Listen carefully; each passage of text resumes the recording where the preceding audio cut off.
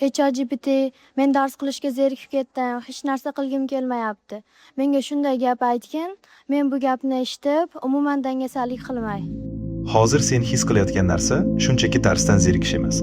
Bu asta-sekin insonning ichida paydo bo'ladigan keyin qilaman degan xavfli odat. Oradan 2-3 yil o'tadi.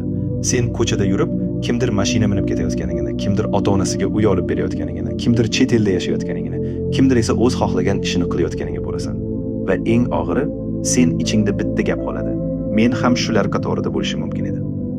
Eng alam qiladigani kambag'allik emas. Eng alam qiladigani o'zing bilgan potensialingga yeta olmay qolish.